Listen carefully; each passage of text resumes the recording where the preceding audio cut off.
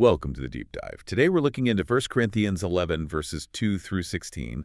It's that really well-known passage about head coverings, or the veil, for women in public worship. Yeah, and the sources we're drawing from, they treat this very seriously. It's not just, some old custom. They see it as a significant ministry, even privilege and a blessing. Right. So our goal today for you is to unpack the thinking behind that view. It seems these sources structure their argument around three distinct orders. That's right, 3 divine orders. The creation order, the fallen order, which connects to the gospel, and then the restored order. Okay, let's start at the beginning then. Okay. The creation order. Verse 3 lays out a sequence. God, Christ, man, woman.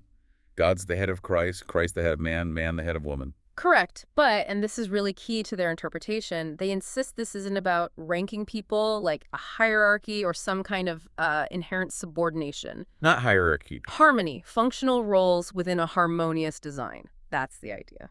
Okay, how do they support that idea of harmony, not hierarchy? Well, they point straight to the Trinity. Look at the relationship between God the Father and God the Son. They're equal, in essence, in divine nature, right? You see that in John 10.30, Philippians 2.6. Co-equal. Exactly. Yet the Son willingly submits to the Father's will.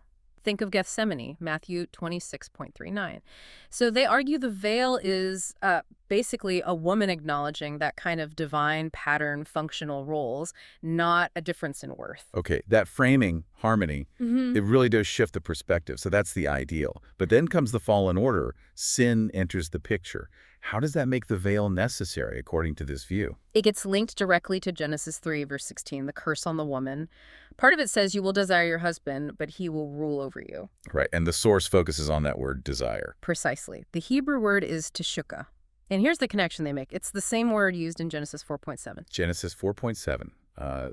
That's where sin is described as desiring Cain, like wanting to control him. Exactly. So the source interprets teshuka in Genesis 3.16 not just as, affection, but as this urge, this desire to usurp the husband's role to dominate, breaking that original harmony. Wow, okay, so connecting that specific linguistic point to the veil, how does a piece of cloth address that desire to dominate? Well, the argument is the veil then becomes a public act. It's a visible confession, a kind of repentance almost.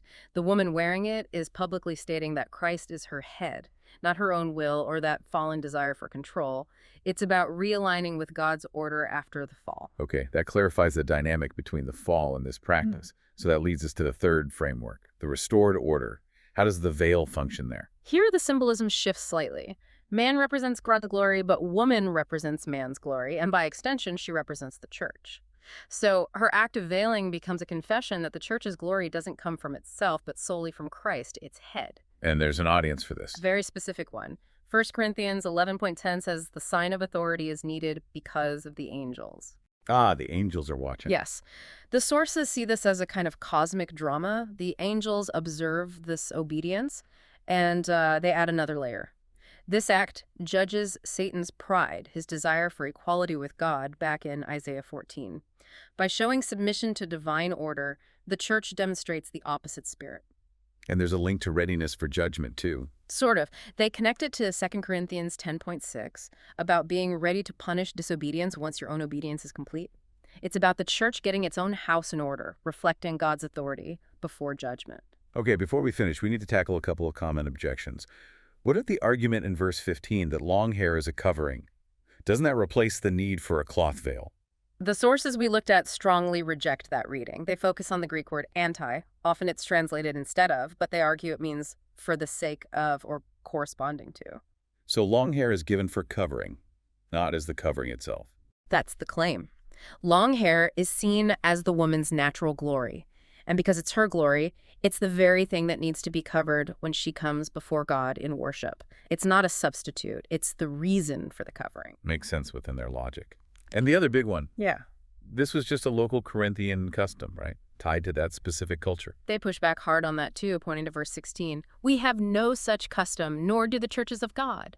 They read churches of God as meaning all churches, implying universality. And they cite historical support. Yes. They mention figures like Augustine, Luther, John Wesley as affirming the practice. The argument is that it was widely accepted until relatively recently when what they term humanism began to erode it. So wrapping this up, This theological interpretation presents the head covering not as a minor point, but as a really active, visible ministry. It confirms Christ's headship, reflects divine harmony, and has implications from creation right through to the restored order. It definitely paints a powerful picture, which leaves us with a final thought for you. If, as these sources argue, this practice stems from universal principles like harmony and divine order, not just cultural norms, well, what other small, maybe overlooked acts of reverence or submission in our own lives today might carry a similarly deep theological weight? Something to think about.